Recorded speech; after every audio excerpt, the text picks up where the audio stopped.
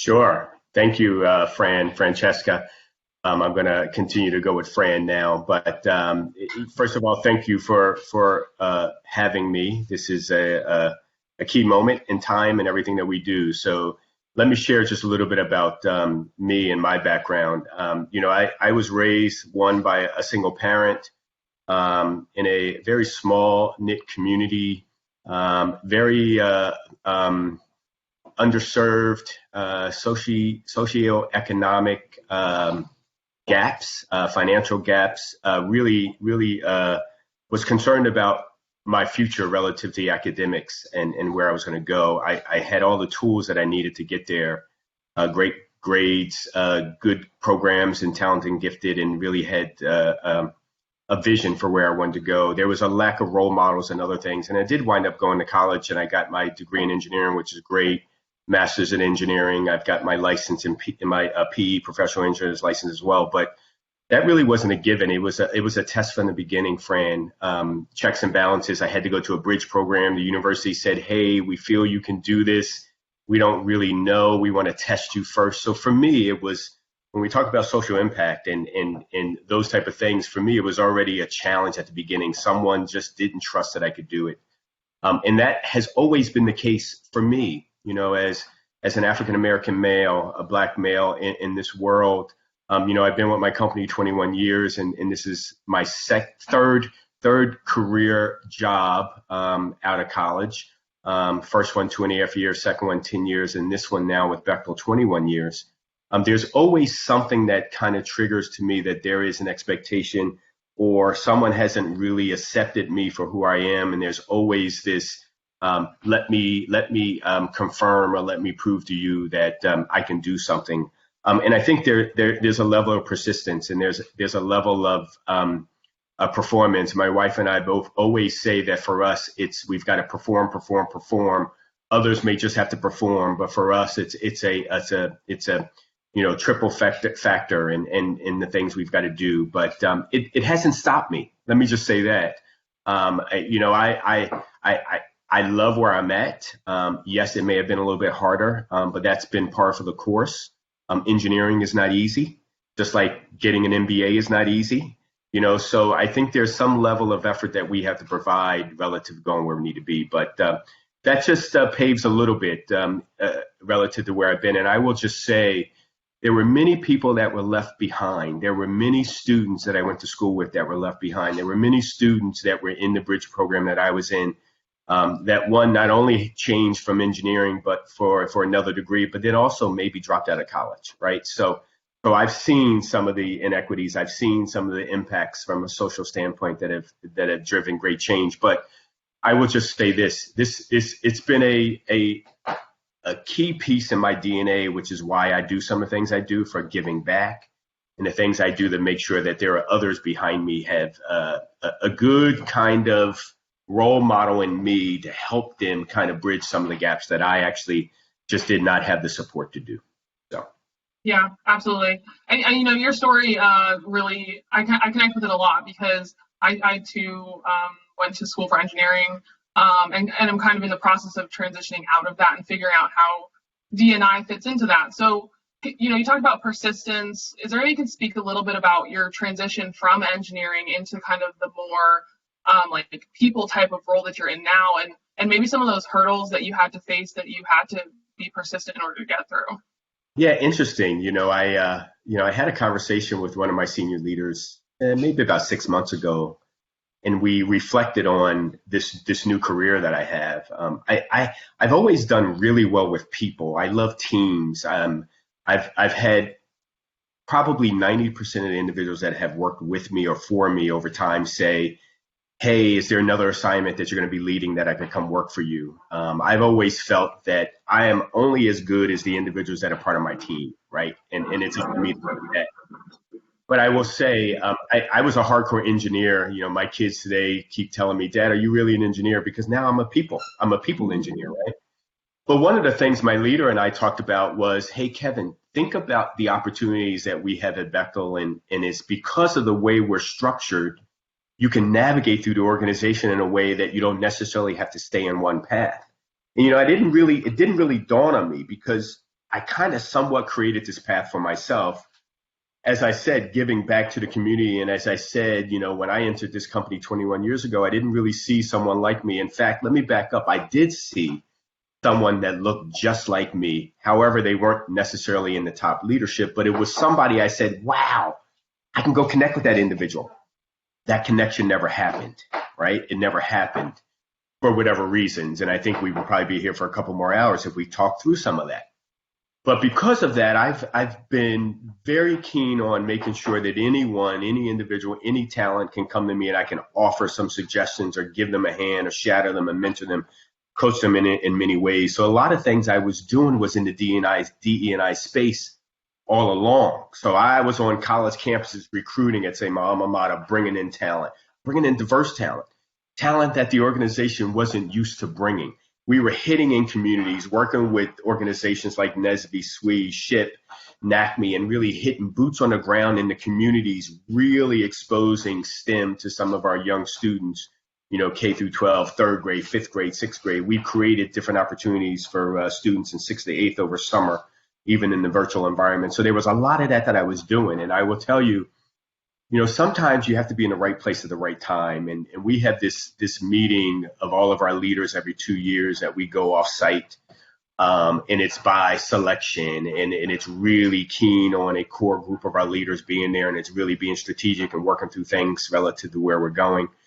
And I had an opportunity to sit on that stage with two of our very senior leaders who didn't look like me. One was a white female and one was a white male, and they've been with the company for a very long time and made their way, and they're really good friends and colleagues of mine, and I can go to them any day to really get any kind of mentoring coaching that I need. I really wanted to spell that out, just because here you are, a Black male sitting on the stage and talking to an audience that's primarily white, about what we as an organization have to do to bring in more diverse talent.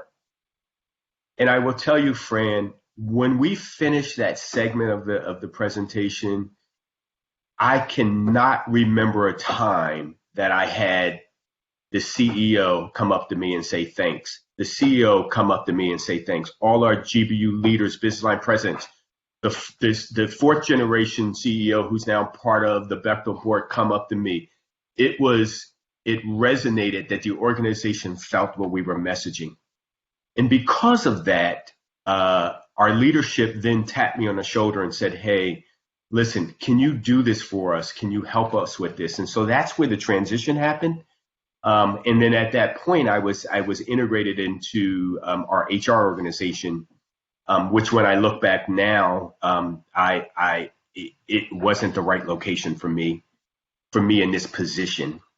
It wasn't until last year when all of the social impact issues happened, the George Floyd killing happened, and all of the Black Lives Matters protests and all the things that were happening last year came about. It wasn't until then, like many organizations, our organization said, you know what, it's time for us to take this to a different level.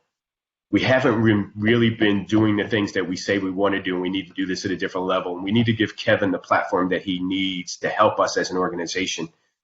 And at that point, they moved me to the C-suite and changed my title. Initially, I was Global Manager of Diversity and Inclusion, and now I'm the Chief Diversity and Inclusion Officer, which is a pretty big, significant thing when you report to the C-suite. And I will tell you, we moved from a group of 2 to a group of 7 now. And so now, being in the right place, doing the hard work on my own, part of my DNA and passion, really, translated for the organization that I could demonstrate, one, through performance, being with the company for a long time, doing really well in the positions that I was doing, even though I had, challenges. But the organization felt that I had the right vision to help them. And I will say in 21, man, I wish we had done what we did in 20, in 27, and 2018 when I first started this role. So that's how I switched. Yeah, there's no looking back. As I said, I don't think I'm going to go design anything anymore and engineer anything anymore. I engineer people at this point. So this is probably my livelihood, and probably my next gig after this, because my boss and I talked about it, is I'm probably going to manage something, a bigger scale kind of project and that type of thing, but it won't be doing the hardcore good work that we have to do to design things. Yeah, absolutely. And I think it's important that there's representation on so many different levels, and having you kind of not just as like the global head or director, but to be in the C-suite is really huge. And for, young engineers to be coming up and seeing, okay, not only do I have a place in this industry, but also there are advocates out there who are here to support me is so important. Exactly. You talked about mentorship and the importance of seeing people throughout the journey that looked like you. And I know you recently won the Golden Torch Award, which is part of NSBE, National Society of Black Engineers, for those of you who don't know that. So can you talk a little bit about kind of your collaboration with NSBE, and how that has been going and how you think it might kind of continue moving forward? Absolutely. Well, when we talked about that question and everything, I was like, man, that's kind of like my family, and you'll understand what I mean by that. In my role, it's important for me to be engaged with many organizations, Out and Equal for our Be Proud LGBTQ, BRG, Business Resource Group, Employee Resource Group, whatever you have it. We've got 6, but it's important for me to engage in those type of organizations. I'm actually on the Convention Advisory Board for SWE. We have our CPC membership. I just talked to them about being on their overall board for the National Action Council for Minorities in Engineering. I am a board director on a seat, making sure that we're driving programming for minorities in engineering and in STEM. I play a role, but I'm not Society of Hispanic Professional Engineers. I'm not on the board. My team members are actually partly doing some of that. But for NSBE, it's been a very long relationship that we've had. We started off as a Board of Corporate Affiliates partner.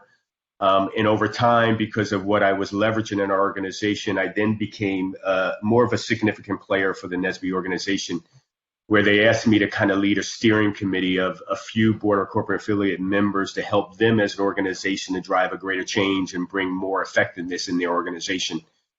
And one thing led to the other, that now I'm actually a part of the selection committee for a new executive director. And they're going through that. I actually have one-on-ones with their what they would call their national chair in regards to strategic options. We actually just did a strategic plan, strategy plan, game changer for 2025, and I was part of that strategy group as one Board of Corporate Affiliate member. So I am actually engaged in multiple things as if I'm actually part of that organization driving a change for the students. When we talk about summer programming, they have a summer engineering enrichment camp for kids. And we are a significant player in making sure that we provide programming and dollars and cents and strategy and different toolkits to do that. We're engaged with the collegiate chapter. So whenever I'm on campus, I'm engaging with those particular collegiate chapters, and I'm offering particular mindset and recommendations back to the organization. So for me, that's probably the one that I'm the largest, have the largest kind of programming participation in, just because as time has gone on, as a Black man in engineering, I've seen different things, inequities and different things we have to do. But there's also that social impact piece based on where you're going relative to that. And the key piece is, how do we actually maintain that graduation rate? And one of the key things they want to do is graduate more Black engineers across the board and over time. So we as companies can utilize and leverage the key pieces that we have from our business piece to help them. So it's been a 10 plus year experience. And it's probably one of the things I look forward to the most. And Fran, I take it at a different level.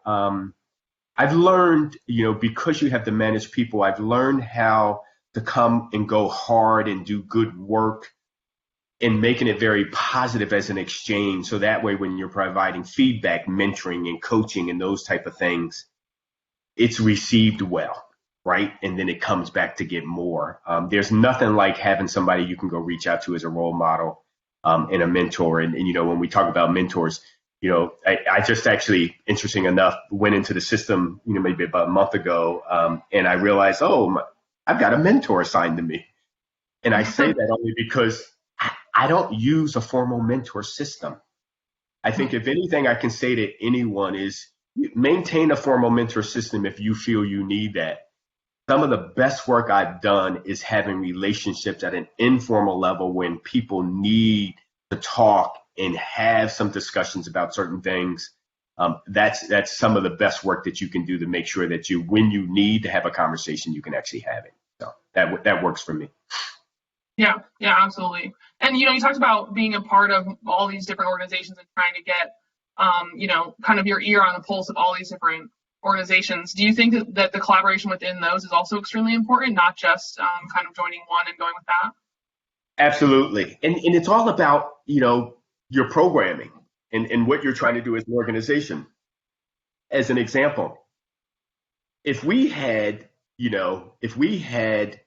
solved the equation to have more women in our organization and more women in engineering and more women growing leadership, maybe my participation in organizations that are supporting women, Catalyst, Society of Women Engineers, and other organizations out there, maybe my participation would be at a different level, right?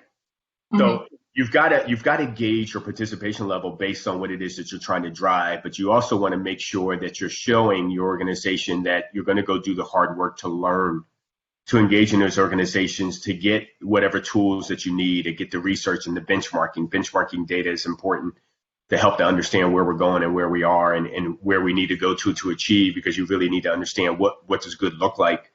But I think you have to leverage those relationships based on where you're headed in your organization and what you're trying to drive. So. Yeah, absolutely. The other thing I want to ask is, earlier this year, you posted a statement on Bechtel's website about Dr. Martin Luther King and some recent incidents of unequal treatment of people of color by law enforcement. Would you discuss this a little bit more and go into some more detail? Sure. I mean, this was a monumental time for us. And I don't know if anyone can see behind me is a picture of Martin Luther King. My wife is an attorney, but early on in her career, she was a civil rights attorney. So we've got Martin Luther King, we've got Marching Towards Justice, we've got key pictures relative to that there. But I will tell you, our organization is going through a very, what I would call a learning journey, even up to our CEO, and they will talk about that. When that happened, a lot of things were triggered, and just like what we're going through today with with our Asian Americans, Pacific Islanders, and everyone else that's going through their challenges, it's important that our organization has recognized certain times when things have happened. So when that happened, the George Floyd item happened, I immediately raised my hand and said to our organization, I said, you know what, it's time for us to really do something different. Really do something different. And we did something that we have never done before, and it's actually shaped us going forward. We actually got about 20 of our Black colleagues together. We opened it up. We knew we had a window of about an hour and a half and 2 hours, and we wanted to make sure we could hear from as many of our Black colleagues that wanted to stand up to provide some insight in regards to how they feel about work for the company. What are they going through today? And we really wanted to open up that avenue for people to just speak and talk. And so I went to our CEO, and I went to our CEO at the time, because we changed CEOs in September, and I said, hey, listen, let's do this town hall. Let's have a discussion. Let's allow our employees to come out and really tell them how they feel. And our CEO is like, absolutely, Kevin. And not only are we looking at our leadership to change a mindset, we wanted them to engage with our employees. And we knew through leadership parity index data and other areas that we were falling short in regards to our Black population and our Black colleagues really moving forward in the organization. A lot of them were leaving. And we know this was going to be a significant time in regards to how they were feeling. So we had that town hall. It went for 2 hours. It was scheduled for an hour and a half. But we had individuals that were still talking, and behind the scenes, I said to the CEO, I said, I think we need to keep going. Let's go for another half hour. He's like, absolutely. So between him and I, we facilitated the discussion. Fran, we are an organization that we prepare for everything. You got to dot the I's, cross the T's. You have the script. You have run a show. We did none of that. The only thing that we did was said, here's your time slot. Here's the order that we're going to go in. And we left it open for our colleagues to really share. And our CEO and I engaged and did transitions. And it was amazing. And it just took us to a whole different level. And it was important for me to message certain things. And the one thing that has changed for us as an organization, for me as a leader in the DE&I space, is I now have a partner, a comms manager that works with me and my team. And she, writes books and writes stories, and she knows what the key to communication is. And so for us, we're always providing that level of communication and education. And not that we want to make people uncomfortable, but it's important for us as an organization, as we become more inclusive as a culture and a workplace, that we've got to get uncomfortable in these topics. And that was significant for us, that some of our colleagues had never heard what some of our colleagues go through, what our Black and brown people go through, what our women of color go through, whatever it took, these challenges. And I think it really opened the door for us to kind of turn the corner and start going down a different path that we now understand. And some of the things that we talk about in our leadership, we cannot overlook the overlooked anymore. So that's been important for us.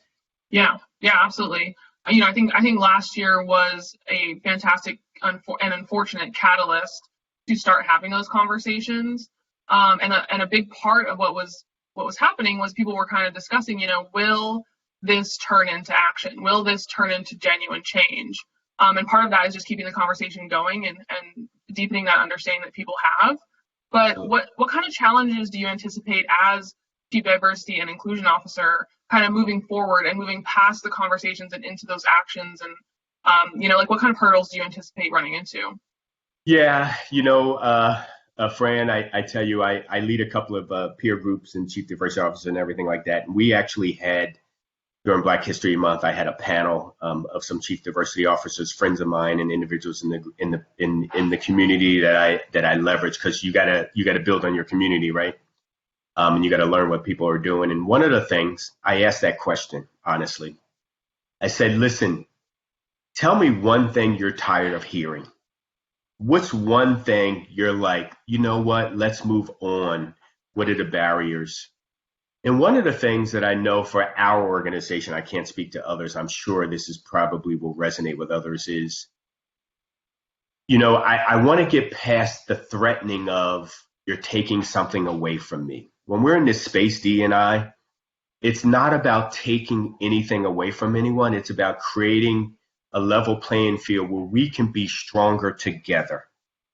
We can take and harness the differences that we all have to come together and be stronger, more competitive, more innovative together. We will always stand by performance and qualification for anything that we do relative to promotions, relative to new opportunities and so forth. But right now, what we're saying is there's many people that haven't had any opportunities. And so for those out there that are feeling threatened, are you feeling threatened because maybe you've been just given something before, or maybe you feel like the competition is going to be a little bit more thicker, and then all of a sudden you're concerned that now you're going to compete with a broader field and it's a larger pool. And obviously we love competition. That's why we do so well. That's why we've been in business for over 122 years and probably stronger. That's what we do well. And so I want to get past the point that our colleagues are feeling uncomfortable and feeling threatened. One of the things that, that happened during the George Floyd time and past that was I had people calling me and saying, how are you doing? And I'm sitting there saying, and I had to back up and say, well, what do you mean, how am I doing? Nothing has changed. This is not different. How am I doing? I'm okay, but I'm tired. I'm tired of kind of going through this. Yep. But I did have some other friends. Of mine as we're educating who said, you know what? I'm disappointed in myself because I didn't do anything about it. I didn't stand up. So part of what we're doing is educating our colleagues. How do you be an anti-racist and those type of things? How do you actually stand up? We're actually starting a new program that we're calling #WeAreBechtel. It's all about harnessing our differences, coming together, be more inclusive. And we're going to have a campaign. And month one, we just started with some volunteer projects. It's how to be a role model, come together, just like we do with safety, just like we do with quality, just like we do with ethics.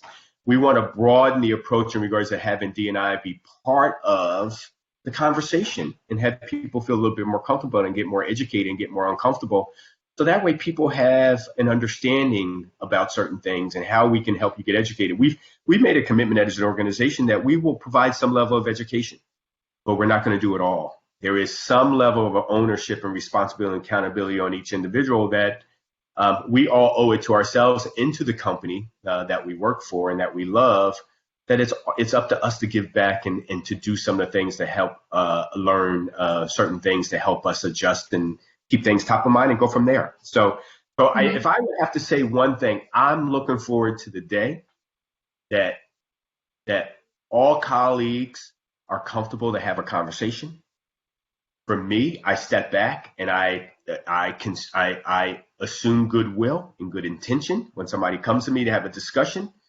I'm what I would call not your traditional engineer. I don't carry a pencil in my pocket. I'm very outgoing. I'm an extreme extrovert.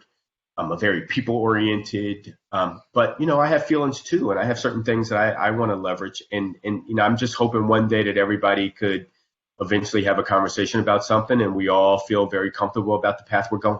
So that I think is our biggest barrier of moving forward. Yeah, absolutely. And you talked about kind of how tired you were just like dealing with the same thing over and over, and I can definitely relate to that. And some conversations that I too had to have with my circle of people. Do you worry at all about fatigue that people are going to kind of face when they're the ones learning? So the same way that we're sort of facing that fatigue of teaching? Yeah, I think so. There always is a fatigue in learning in everything we do, right? But I think what we've got to do is harness the knowledge that we've gained from the learning. Yep. The piece that will translate to success is when your learning is translated into a new way of working. And you have tangible outcomes that now you've taken that learning and applied it to a new way of doing, to a new way of thinking. And then therefore, over time, things become a little bit easier and it becomes a little bit more natural. And then it doesn't hurt. It doesn't cause more hard work. And one of the things I've always been talking about with our company is, in a lot of ways in our practices, we're putting interventions in place because right now, not everyone in our organization can naturally do things without having a bias, can naturally do things where there isn't a social impact that doesn't impact them or impact a decision. Things don't come as natural. So we put these kind of interventions in place. But at some point, I would think that we can remove those interventions. And as we kind of go through and people are being very intentional and authentic, and then actually we start seeing successes and we can remove some of those barriers and interventions that things just naturally happen. So I think over time, but it's going to be, we call it uncomfortable and it's going to be hard work. And just like we do hard projects, this hard work we can do as well. So fatigue will definitely come in. We have to keep it simple and exciting and fun, right? And fun. Yeah. So. Yeah, I mean, it's incredible that you have the opportunity to dedicate the amount of work that you're dedicating to this in order to better Bechtel in general. What advice would you give to companies or organizations who don't have a designated DE&I team? How do they empower employees to kind of individually do that work and to better their corporations alone? Yeah, I will say, if I'm thinking I'm hoping that there aren't any companies out there like that, but I'm assuming based on size and others, your deployment from a DE&I standpoint is probably a little bit different, and I get that. I totally, scalability and everything else is a factor.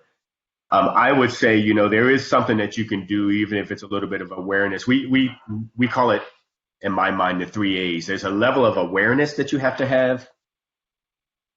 There's a level of an adoption, where you start adopting certain practices, and then there's that accountability piece. So I would think that if individuals don't have a very large office of DE&I or a dedicated resource or that type of thing, I think there has to be some level of awareness that you have to give every employee about what it is you want to change. Everybody has an HR group. And so maybe what we do is we think about what are the 1 or 2 or 3 things in our practices that we potentially could change that would help, right? So that way, if you have programming and policies and things in place, and if you follow those, and every individual as an individual contributor will provide something, should be able to do something that then translate to some success for the organization. And then I would say you could put some performance management or some performance accountability piece in for each individual that they can do one thing or two things. It's really easy to have a like a DNI goal. You can have something, something posted in your cubicle, your office, or wherever your space is. And here's the 3 objectives that I'm going to do relative to um, applying DNI practices to my everyday role, to what I do as an individual and learn. It could always be, Fran, you could always say, somebody bring a message in, each person you rotate in the meeting, got a DE&I message, have a message, start talking about it. Those are easy things that you can do, and you don't necessarily have to have a program or an office or a structure set up that, if anything, you build some awareness and maybe that's going to change some of it. So. Right. Yeah, absolutely. Yeah, I mean, there's tons of steps that people can take, and I'm hoping that people aren't getting fatigued in the same way, kind of doing that work when it's not necessarily part of the job description. So Fran, it's hard work. It's hard work. Absolutely. It's hard work, but it's rewarding work at the same time. So yeah, absolutely. Well, I do want to take some time to kind of open it up to questions in the chat. So the first question that came in is, what advice do you have for graduates going into the workforce on speaking up for ourselves and others? And what organizations can we join to help support these corporate diversity and inclusion conversations? That's a good one. Let me just say this. I'm going to point to one thing relative to helping. 2 things, actually. I'm all about being authentic. I'm all about being yourself. If I can make one recommendation, drive your level of authenticity up to a point where you gradually become your authentic self as you work and navigate yourself in the organization. There's this being really authentic, but you have to have an adapting authentic self and a performing authentic self. And there's some research out there about that. And we'll probably go back and forth on those things. You don't want to stay in the performing authentic self for a very long time, because that just means you're really just being somebody different than other than yourself. I don't think you want to be your true authentic self coming through the door, but you want to eventually allow that to come out as you start engaging, becoming more. And now my dog's playing with her toy, so I apologize. The other thing I would say, so weigh how authentic you can be to allow yourself to engage and matriculate into an organization for your success, right? The other thing I would say is, find and ask for a buddy, someone that you can go to as you join a new organization. One of the things I just said to my boss the other day through our BRGs and everything is, I said, listen, over the last month or so, I've had numerous college hires call me, email me about certain things. That's because there's a relationship there, because I touch all of our college hires and everything in some way. But I said, there's certain things that they're going through that they should have somebody they can go to, not necessarily me, not to say you can't call me, but there should be somebody that could help them, somebody that can be their buddy, somebody that helps guide them through the organization. We do that for our interns all the time. You got a buddy for the summer. Every college hire, whether it's the first 1 month, 6 months, connection point, somebody they can go to. Because your managers, supervisors, and individual you're engaging with, they're supposed to be responsible for you. Functional managers won't necessarily be there to touch you every day and won't give you everything. But somebody you can have as a support system to lean on that's been with the company. Now, obviously, there's a minimum time. You don't want to go have a buddy that's been there 1 year and you just came to do it. You want a buddy, minimum 5, 10, something like that. I would say look for that and ask for it if you can. And it's not a hard requirement, but there's somebody to help you as you translate the reasoning behind it, to help you to navigate, because I think that will correlate to a greater success that you'll have, and it would probably support you staying with the company longer, and helps improve on the retention gaps that we may have as an organization. That would be something, if if I want to be transparent and be honest, if I was coming in the door today, it would be something I would be thinking about asking for and doing. Yeah, absolutely. And do you know if there are any organizations who specifically kind of work towards corporate diversity and inclusion? I mean, that's something that I read. I was like, I Yeah, haven't that even was thought the about other piece. I apologize. Yep, I didn't. I would say what you should do at a minimum, you should have maintained some level of participation in undergraduate with some organizations that align with what you're doing, whether it's in, engineering and now you're going in business. So now you should be linking up with business organizations, right? And what is it that you are aligned with in your personal space relative to you do that and have some alignment there with organizations? I mean, I can come out and say maybe there's an engineering organization that you want to link up with, maybe because as an example, my son is interested in the automobile industry and stuff. So maybe for him, as he graduates or in undergraduate, he should be linking up with organizations that he could participate in that would give him a little bit more exposure to technology and the advancement of automobiles, right? Right. If I'm now going to be in an MBA and my focus is going to be on management, then I probably want to link up with an organization that brings individuals together as members with a focus on management in industry, in profession, that I can learn from and use that as a networking vehicle and to be able to expand my knowledge. So I think there's really no one size fit all, but I think you have to do the research to make sure it aligns with where you're going to go, right? As you said, and you're switching from engineering to now to MBA, is there some level of connection you have to engineering and maybe not? Maybe that was your springboard foundation and now you're going to go MBA. If you're going to go finance, maybe you go look at an organization relative to finance and work it that way. So that's a very generic one, but I think that will guide you to go find the organizations out there that really align with what you want to do. Yeah, and I think people do better work when they're passionate about it. So I think that is fantastic advice. Exactly. The second question that we have is, what role should organizational leaders, including diversity officers, play in taking stances on things that are considered political issues, like voting rights? We're seeing this play out in Georgia with corporations that have espoused diversity and inclusion values. What should they do? Woo, that's a big one. Franz, we have about an hour or two for that question. But yeah, interesting enough, I'm going to give you a Kevin answer and I'm going to give you a Kevin Bechtel answer. Because I think you really need to understand as an employee of an organization, if you're looking for an organization to go in a certain direction, you may need to understand exactly why they did or why they didn't, right? So I actually just received an email today from one of my chief diversity officer peer groups I'm in. I'm in about 4 or 5 peer groups. One of them I lead. One other organization, I'm the executive chair of our global DE&I executive council. So I got different peer groups out there and things I'm leading, things I'm doing. I just received an email today that said, hey, here's a couple of organizations that have actually had signed on and said they do not support what Georgia is doing on the voting rights and all that other stuff. What is your organization doing, right? And so there are some people that have responded. I haven't responded, and I'll explain to you why.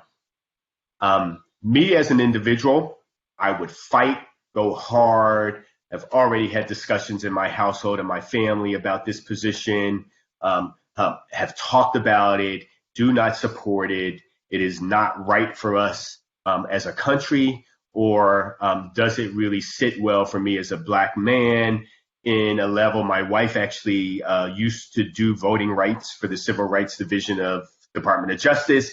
So it's really built into us relative to how all that works, right? You think about the key leaders, that are still with us, that have died fighting for where we are today to have voting rights and to be able to do that. And it's all political, right? So I get that. Certain organizations will really stand hard on certain things based on how they fit. If they're public organization, private organization, and so forth. We at Bechtel have made some conscious decisions about certain things relative to how we're forward-facing, external-facing versus what we take internal-facing. Just like political contributions, we've made a stance on that. You wouldn't know it from an external standpoint, but internally we've made some of those decisions. Some of the discussions we made and posted, LinkedIn and others, our CEOs on now, and he has posted different positions about that and those type of things. I don't anticipate that we as an organization, as of now, will go and post a message that says we're going to go sign a pledge and all of that and put ourselves out there from that, because we from a political situation standpoint stay away from those type of things, because from where we go with our values and putting stances, everybody has different positions. We as an organization take a position, and we just want to make sure that our organization understands where we sit versus certain things. So politically we don't, others do. But we have made particular decisions. We may do things such as will not provide political funding to anyone who supports that, and we may do that behind the scenes and that our organization know and our colleagues know. But I will tell you, Fran, to make a long story short, our organization has made some great strides to do things that we've never done before, just as simple as being externally facing and putting things out there on places like LinkedIn and things like that. So me individually don't support it, but we have not put out a message that comes from us as an organization relative to our stance on that position. And I don't anticipate that we will, but it doesn't mean me as our DE&I leader for the organization doesn't feel that our organization is doing something wrong by doing it. I just understand, and when you've been with the company for a long time and it being a private organization, there's certain things that we have already decided on a long time ago, of certain things we just don't make positions about. Yeah, absolutely. You know, it's sometimes difficult to, I think, separate the two, especially in the last year, maybe the last few years. But you know, there's different people who come to work sometimes than they're at home. So. Right. And as an example, just to let you know, we just had the election that happened, right? Mm-hmm. For years, and I'm probably speaking more than I should, but I'm in this a safe zone. We told our employees, don't bring politics to work. Mm-hmm. You cannot talk about politics at work. Mm-hmm. This year, because of our DE&I space, guess what we told our employees? Bring it all. You should talk about it. And because it's differences, not that you should talk about it, people will talk about it. You have to be inclusive and have an open mind and can't judge people relative to their position about what they think about the election. So that was a shift, right? Back to what we were just talking, that's a shift. We can talk about it, but we have to be respectful and we have to be ethical. And we have to follow all of our vision, value, and covenants when you have those discussions, because guess what? That's what creates a more inclusive workplace, when you can talk about those tough discussions, those tough topics. So right. And that's why diversity inclusion spans so many different things that people don't think. It's not just gender, race, ethnicity. It's so much more than that. Exactly. Absolutely. Yeah. Great question. Whoever asked that question. It was anonymous. I think I understand why. As a white male, I feel as though I'm in position to help other people who may not see the importance of social equity movements as much as I do, especially other white individuals who turn a blind eye to these issues. How/where do you recommend I make the biggest impact possible? Oh, well, first of all, thank you. We call you a true ally for sure. I think you just need to make it where you're at today and where you'll be at tomorrow and the next day. I mean, I'm not going to sit here and say, well, wait 1 year and when you go get your job, do it at your job. No. I think you need to look at it in the classroom and address it in the classroom. I think you should address it in your social forums and your social outings and so forth. I think you should address it in your family outing. Have a discussion with your family. I don't know, maybe you have, maybe you haven't. I would say, there probably isn't any right or wrong answer, but I would say any opportunity you have to take advantage of the opportunity to educate and have a discussion so that way you see different perspectives, I would say take it. Now, in light of saying that, for some people, it's not that easy, right? Right. We've had different town halls and discussions about, hey, raise your hand, get comfortable. We want people to raise things. We want to address them. And I still get calls from some of my colleagues today who are sometimes very senior colleagues. And they call me and say, hey, Kevin, this happened in this meeting. And I'm like, okay, please tell me that you said something. They're like, well, I didn't really understand. I wasn't sure which way to address it.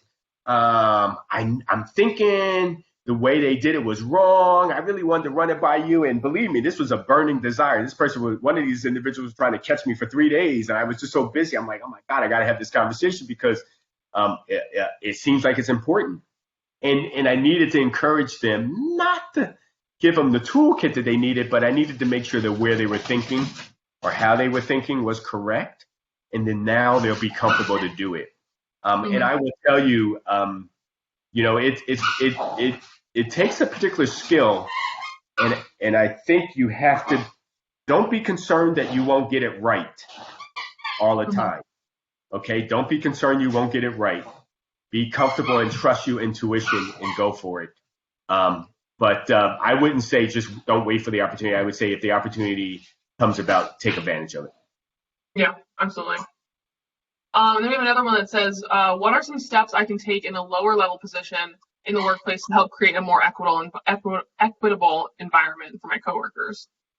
I mean, I think it's related to what we just talked about, but I would, if you see some inequities that are coming about, I'm a big proponent of using the data or using examples or using validating scenarios that really draw as examples. And I would say capture those examples and use them as knowledge in regard to different speaking points or messages that you can do and examples. And I would probably draw on them. And I would say create opportunities to go to someone that you feel comfortable enough that is in a position that could make great change. Being at early on in your career, you're still trying to leverage a level of respect and trust and commitment to the organization, and you don't want to be labeled like, oh, this person's only bringing up issues or whatever. But you want to be known that you're here to help and support. Not only are you raising issues, you also want to raise it and say, I want to be a part of helping. How can I help us as an organization to do that? And so that way you're showing your level of commitment to be part of the solution versus just identifying a problem or scenarios that are out there happening. And I think if you use data or different scenario things that you saw, or at least phrase it in a certain way, well, this just happened. I'm thinking, if it happened this way, that would have been a better scenario. Can we run by and think about this in that way? And I think we'll start garnering additional examples that we can use as the organization as a means to showcase things that are wrong. And as I say that, one of the things that I do as a leader, we talk about head and heart. I also add another piece to it, head, heart, and money in the dollar. But head and heart, I usually lead based on when I'm going to my executives with heart. And what I mean by that is I come with examples, things that I know that have happened in the organization as examples. So I then get people set up in a scenario, and then I go to the head, the business side of it, to kind of translate, excuse me, and kind of connect the dots in regards to what we need to do as a business. Mm-hmm. Absolutely. Key, head and heart. Use your heart. Come up with the examples. Use your head from a business perspective and draw on that to help the organization see examples of what we should not be continuing to do. Yeah, absolutely. Yeah, and change is important on all levels too. So, and the last one we'll do, that's just from the audience. It says, you mentioned buddies/mentors. What is a good way to foster a relationship with those around me at work who have different life experiences than me to learn from them, while making sure the relationship offers them something as well?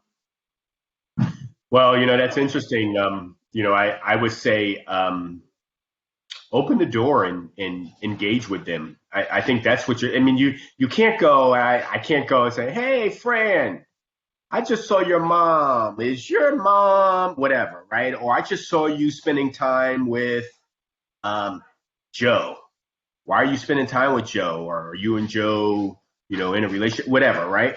I would say don't draw on some conclusions. I'd say, open yourself up that an individual is going to feel comfortable enough to begin to share. And, some of my colleagues right now are going through a workshop called Courageous Leadership Workshop. And the instructor gave an example about he was out in a group of friends and colleagues, and they were out and somebody made a comment to the group, "Oh, Todd, I see you came here with Jim, as your friend to come with," versus I guess people assumed they were going to bring their significant other, and made a conclusion and said, is this your partner, right? As it's like, oh, what are you talking about? I just came here with Joe as a friend. But what happened later that he explained was the friend that he brought to the event to share an experience with, in a separate moment later that day, said to him and came out and said, "Listen, hey Todd, by the way, I'm really comfortable. You and I are great friends. I really want to share something. I'm struggling right now coming out to my family. Do you have any suggestions how to do that?" Now, first of all, he just came out to Todd, so he must be comfortable enough that he realizes he's in a safe space with Todd. Right. And I think the more you spend time with others and bring others into your circle and don't alienate and kind of have a siloed grouping where you think that I need to be over here and be with this group because this is the group that's going to help me advance and accelerate my career. I mean, open up your mind and door to be inclusive of all and spend time with others. I will tell you, the generations that are coming out today are so much better at that. You all have it made. I mean, I don't know the age group and generation wise in regards to this group, but statistics and data out there tells us there's more mixed marriages, there are more acceptances of people being different, there's more acceptance of LGBTQ, all of those things. And the world is changing. And people are scared about that, right? Because people are more open-minded. I say continue to do that. Continue to embrace a larger scale of engagement and open-minding. And I think that will probably allow you to kind of expand on where you want to go from that standpoint and open it up more doors. So yeah, absolutely. I think that's a great way to kind of finish this off and just say to embrace people around you. I know that Alex is about to come back on, but I do want to quickly say thank you for having this conversation with me, and I'm sure all the attendees can say thank you for coming on and being so candid with your answers. So absolutely, yeah.